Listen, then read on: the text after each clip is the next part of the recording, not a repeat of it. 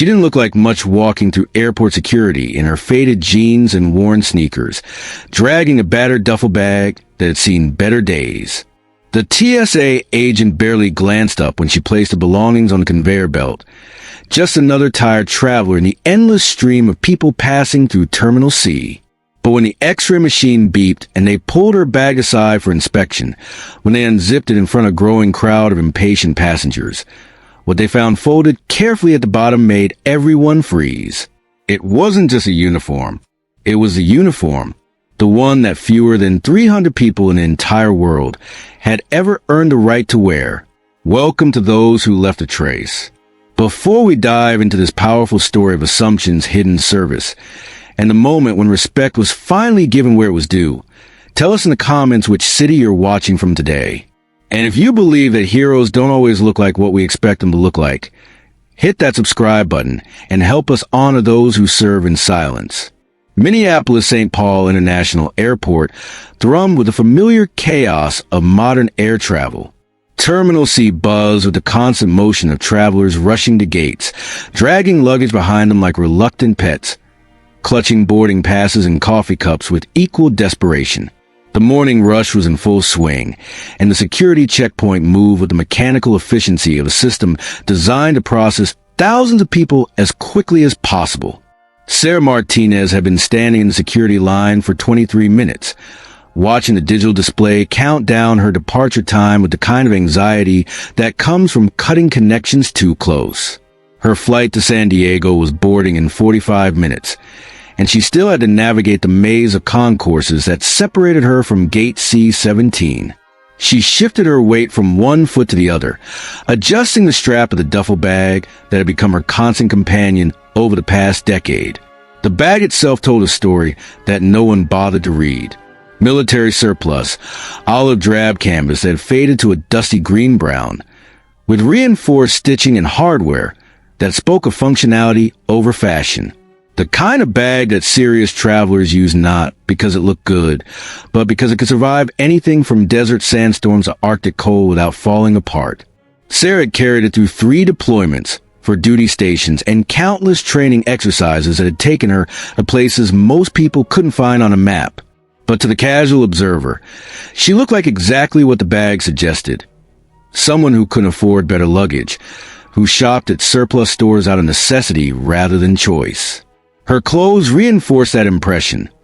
Faded Levi's that had been washed too many times, a plain gray sweatshirt with no logos or identifying marks, sneakers that were clean but clearly well-worn. Her dark hair was pulled back in a simple ponytail, and she wore no makeup or jewelry, except for a plain silver watch that looked like it had been issued rather than purchased.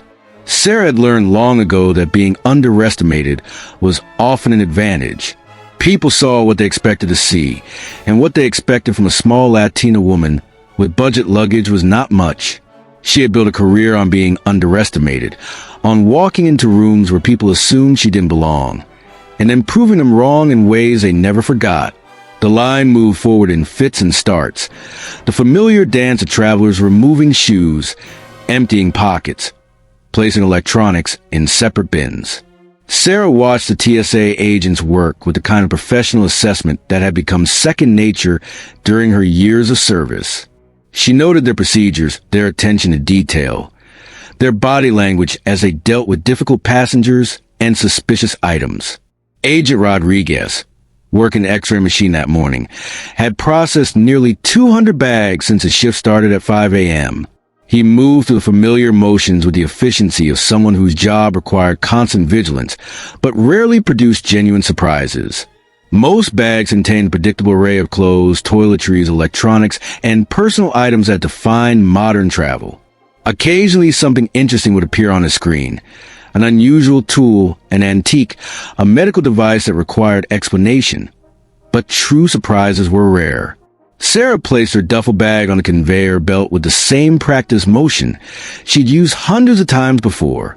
The bag disappeared into the X-ray machine, and she stepped to the metal detector, arms raised, waiting for a familiar beat that would clear her to collect her belongings and continue to her gate. Instead, she heard Rodriguez's voice calling to his supervisor. "Hey, Mike, can you take a look at this?" Sarah's heart rate didn't change. She had expected this might happen, had even prepared for it. The contents of her bag were perfectly legal, completely legitimate, but unusual enough to trigger additional screening. She watched as Supervisor Mike Patterson approached the X-ray monitor, studied the screen for a moment, and made a decision that would change the trajectory of her morning. "Bag check," Patterson announced, loud enough for the growing line of passengers to hear. "Ma'am, we need to inspect your luggage." The words carried across the security area with the kind of authority that made other travelers pause and pay attention. Suddenly, Sarah was no longer just another passenger in line. She was the person holding everyone else up, the traveler whose bag had triggered suspicion, the potential problem that needed to be resolved before the line could continue moving. A semicircle of interested observers formed around the inspection table, close enough to see what was happening but far enough away to avoid interfering with official business. Business travelers checked their watches and muttered about delayed flights. Families with children gathered their belongings and prepared to wait. A few passengers pulled out phones, ready to document whatever drama was about to unfold. "Is this your bag?" Patterson asked, though he already knew the answer. "Yes, sir," Sarah replied, her voice calm and professional despite the attention now focused on her. "We're going to need to open it and inspect the contents. Is there anything in here that we should know about? Anything sharp? Anything dangerous? Anything that might explain what we're seeing on the X-ray?" Sarah considered her answer carefully. The truth was complicated, and this wasn't the place for complicated truths. "Nothing dangerous," she said. "Some personal items that might look unusual on your screen, but nothing that violates any regulations." Patterson nodded and pulled on latex gloves with the practiced efficiency of someone who had conducted thousands of bag inspections. Rodriguez positioned himself at the X-ray monitor, ready to compare what they found with what the machine had detected. Two additional agents moved closer, their body language alert but not aggressive. "I'm going to open your bag now," Patterson announced, more for the benefit of the watching crowd than for Sarah herself. "Please step back and keep your hands visible." The zipper made a familiar metallic sound as Patterson pulled it around the perimeter of the duffel bag. Sarah had packed carefully, as always, with heavier items at the bottom and fragile or important items protected by clothing and soft goods. But she knew that careful packing wouldn't matter once Patterson started removing items and placing them on the steel inspection table for everyone to see. The first items out were unremarkable. Toiletries in a clear plastic bag, a change of underwear, a spare pair of jeans still in their packaging. Patterson set each item on the table with professional efficiency, noting nothing unusual or suspicious. The watching passengers began to lose interest, assuming this would be another routine inspection that revealed nothing more interesting than poorly packed electronics or forgotten toiletries. But as Patterson reached deeper into the bag, his expression began to change. His movements became more careful, more deliberate, as if he was handling items that deserved special attention. The X-ray had shown something dense and rectangular at the bottom of the bag, something with the kind of organized structure that could indicate electronics, weapons, or contraband. What he pulled out instead was a photograph in an expensive frame, protected by bubble wrap and careful positioning. Patterson unwrapped it slowly, revealing an image that made him pause and look more closely.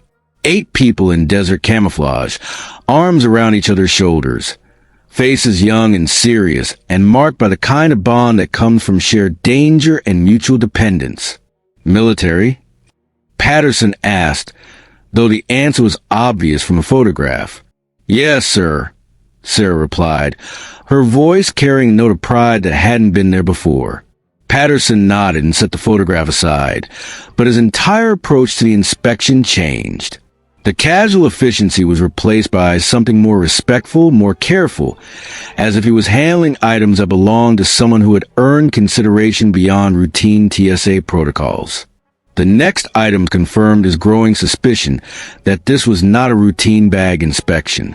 A small wooden box containing military ribbons and commendations, each one representing service and sacrifice that most civilians would never understand. A leather portfolio filled with certificates, letters of commendation, and official documents that spoke a career built on excellence and dedication. But it was when Patterson reached the very bottom of the bag that everything changed. His hands encountered fabric that felt different from the casual clothes that had filled the rest of the bag. Heavier, more structured, with the kind of precise tailoring that indicated official issue rather than retail purchase. He lifted it carefully, unfolding what was clearly a military uniform, but not just any uniform. The watching passengers, who had mostly returned to their own concerns as the inspection seemed to reveal nothing more interesting than personal belongings, suddenly found their attention drawn back to the inspection table. Because what Patterson was holding wasn't the standard combat fatigues or dress blues that most people associated with military service. It was a Navy dress white uniform, but with insignia and decorations that made several veterans in the crowd stand up straighter. The ribbons told a story of service in the most dangerous places on Earth. The badges spoke of qualifications that fewer than a handful of people possessed. And the small golden pin on the uniform's collar was something that made Patterson's breath catch. "Jesus," Rodriguez whispered from his position at the X-ray monitor. "Is that?" Patterson nodded slowly, his professional demeanor replaced by something approaching awe, because what he was holding was the dress uniform of a Navy SEAL, complete with a Trident insignia that fewer than 3,000 people in the entire history of the United States Navy had ever earned the right to wear. But that wasn't what made the growing crowd of observers fall silent. What made them stare was the realization that this uniform wasn't sized for a man. It was tailored for a small Latina woman standing quietly beside the inspection table, the woman they had dismissed as just another budget traveler whose bag had triggered a routine security check. The silence stretched across the security area like a wave, spreading from the inspection table to the waiting lines, from the TSA agents to the passengers who had been complaining about delays just moments before. Because suddenly everyone understood that they were in the presence of someone extraordinary, someone whose appearance had completely masked the reality of who she was and what she had accomplished. Sarah watched the recognition dawn on Patterson's face, saw the way his hands trembled slightly as he held her uniform, observed the change in posture among the TSA agents who had been treating this as routine paperwork just minutes before. She had known this moment might come eventually, had prepared herself for the possibility that her carefully maintained anonymity might be compromised by circumstances beyond her control. Patterson looked from a uniform to Sarah and back to uniform, trying to reconcile what he was seeing with what he had assumed about the woman whose bag he was inspecting. The cognitive dissonance was visible on his face, the struggle to integrate new information with preconceived notions about who could be a Navy SEAL, and what such a person would look like traveling through civilian airports. "Ma'am," he said finally, his voice carrying respect that hadn't been there at the beginning of the inspection. We had no idea. This is incredible." Sarah's response was quiet but clear, carrying across the now silent security area with the authority of someone who had earned the right to speak with confidence. "It's just a uniform, sir. I was traveling to a ceremony in San Diego, a friend's retirement. But it wasn't just a uniform, and everyone present knew it. It was a symbol of achievement that transcended normal categories of accomplishment, a representation of service at the highest possible level, worn by someone who looked nothing like what the watching crowd had expected a Navy SEAL to look like. The transformation in the atmosphere was immediate and complete. TSA agents who had been processing the inspection with routine efficiency suddenly found themselves handling the uniform with reverence bordering on ceremony. Passengers who had been muttering about delays now stood in respectful silence, many of them pulling out phones not to complain about wait times, but to capture a moment they understood they might never witness again. Patterson carefully refolded the uniform, his movements precise and respectful, as if he was handling a flag at a military funeral. "Ma'am," I need to complete the inspection, but I want you to know this is an honor. To meet someone like you, to see what you've accomplished, it's not something that happens every day." Sarah nodded acknowledgement, but remained professional. "I understand you have a job to do. Please continue." The rest of the inspection proceeded quickly and quietly. Patterson found nothing suspicious, nothing that violated any regulations, nothing that justified the additional attention her bag had received. The X-ray anomaly that had triggered the inspection turned out to be the combination of the photograph frame, the ribbon box, and the structured tailoring of the uniform, creating a dense, organized pattern that the machine had flagged for human review. But as Patterson began repacking Sarah's belongings, the mood in the security area continued to evolve. What had started as routine suspicion had become something approaching a ceremony. Other travelers stepped back to give her more space, not out of fear or concern, but out of respect for someone whose service they were only beginning to understand. A man in his 60s, wearing a baseball cap with Vietnam veteran embroidered across the front, approached the inspection table with the careful posture of someone asking permission to speak. "Ma'am," he said, his voice thick with emotion, "I just wanted to say thank you for your service, for what you've done. I know it hasn't been easy." Sarah looked at him directly for the first time since the inspection began, and her carefully maintained professional demeanor softened slightly. "Thank you, sir. And thank you for yours."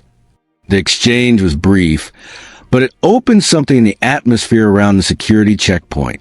Other veterans in the crowd began to step forward, not crowding or demanding attention, but simply acknowledging someone they recognized as part of their community despite the differences in their service branches and generations. A young woman in Air Force fatigues, clearly traveling on military orders, stood at attention and offered a crisp salute that Sarah returned with equal precision. An older gentleman who identified himself as a former Marine thanked her for breaking barriers that his daughter might benefit from someday. A middle-aged woman mentioned that her son was hoping to become a SEAL and asked if Sarah had any advice for him. To each person, Sarah responded with the same professional courtesy, answering questions when she could, declining to discuss details that remained classified, but always acknowledging their service and their right to be part of the conversation. She handled the attention with the same competence she had demonstrated throughout her career, managing a situation that could have become chaotic with the natural authority of someone trained to lead in difficult circumstances. Patterson finished repacking her bag with considerably more care than he had used to empty it, ensuring that everything was positioned exactly as it had been before the inspection. The photograph was wrapped in its bubble wrap and placed where it wouldn't be damaged. The ribbon box was nestled among soft clothes for protection, and the uniform was folded with the precision of someone who understood its significance and wanted to honor it appropriately. "Ma'am, you're all set," he announced, zipping the bag closed and handing it back to her. "Again, I want to apologize for any inconvenience, and I want to thank you for your service. What you've accomplished, it's extraordinary." Sarah shouldered her bag with the same easy motion she had used to place it on the conveyor belt 30 minutes earlier. But the woman walking away from the inspection table was not the same woman who had been waiting in line. The anonymity she had maintained was gone, replaced by a recognition that would follow her to the terminal and on to her flight. As she walked toward the concourses, other passengers stepped aside to let her pass, not out of fear or suspicion, but out of respect for someone they now understood had earned consideration beyond what her appearance suggested. Some nodded as she passed.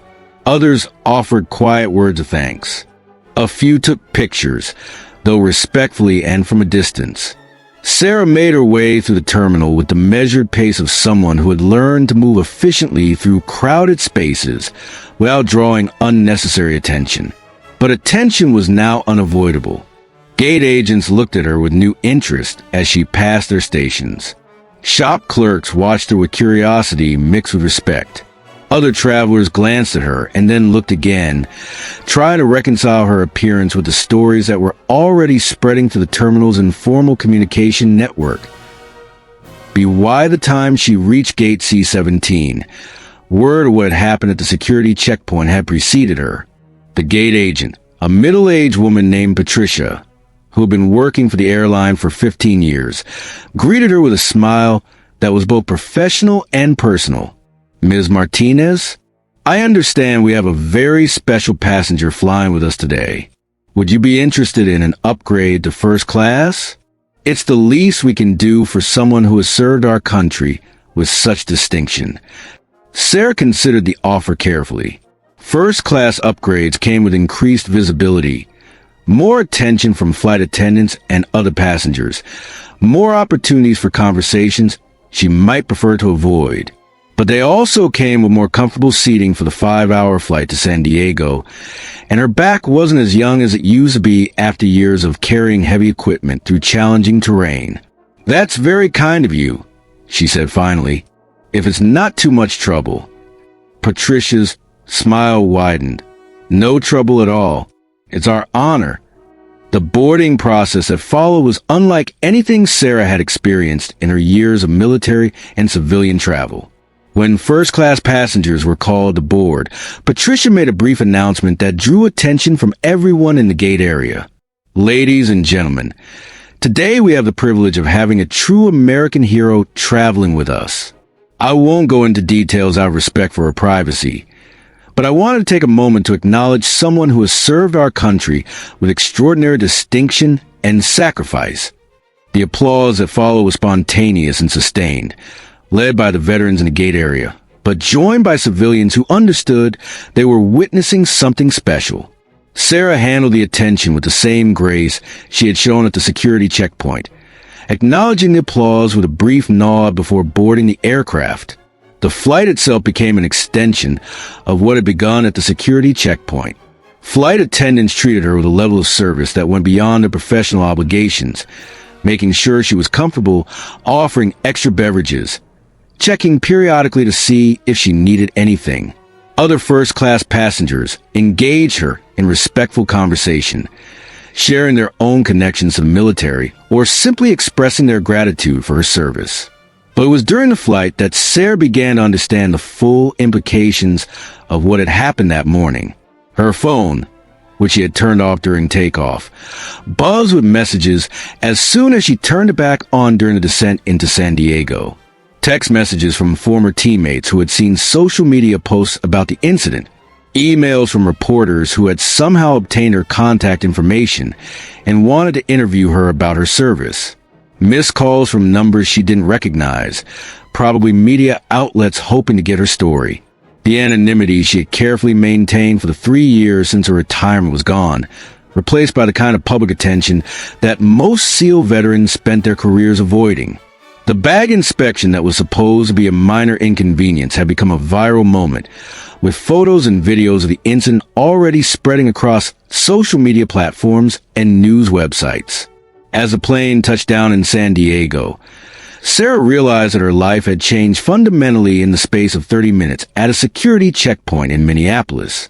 The quiet retirement she had been building, the careful balance between acknowledging her service and maintaining her privacy, the ability to move through the world without constant scrutiny, all of it had been altered by the simple act of a TSA agent doing his job thoroughly. The question now was how she would handle the attention, the opportunities, and the responsibilities that came with unwanted fame. Because whether she had chosen it or not, she had become a symbol of something larger than herself, a representation of service and sacrifice that people needed to see and understand. The ceremony she was traveling to attend, her former teammate's retirement, would now include discussions about how to manage the media attention that was sure to follow. The quiet weekend she had planned would become a series of conversations about interviews, speaking opportunities, and requests for her time and story. But as she deplaned in San Diego, walking through another terminal where people now recognized her face from the videos that had been posted online, Sarah found herself thinking not about the inconvenience or the lost privacy, but about the Vietnam veteran who had thanked her at the security checkpoint, about the Air Force servicewoman who had saluted her with such respect, about the way ordinary travelers had responded when they understood what her service had meant. Maybe, she thought, there was value in losing the anonymity she had worked so hard to maintain. Maybe there were conversations that needed to happen, stories that needed to be told, barriers that needed to be broken for the next generation of women who want to serve at the highest levels. The bag inspection had ended her quiet retirement, but had also opened possibilities she hadn't considered. The challenge now was finding ways to honor both her desire for privacy and her responsibility to the community that had shaped her, to use the unwanted attention in ways that served purposes larger than her own comfort. As she collected her battered duffel bag from the carousel in San Diego, Sarah Martinez began planning not just for her friend's retirement ceremony, but for a new phase of her own life that would balance public service with personal boundaries, recognition with humility, and the responsibility that came with wearing the uniform even when it was folded carefully at the bottom of a travel bag. The TSA agent in Minneapolis had been doing his job when he decided to inspect her luggage. But in opening that bag in front of a crowd of travelers, he had also opened a door that Sarah was now walking through, carried with her the same dedication to service that had defined her military career and would now define whatever came next. Because some uniforms once earned are never really taken off. They just get folded carefully and carried forward, ready to be worn again when duty calls, even if that duty looks different from what it was before.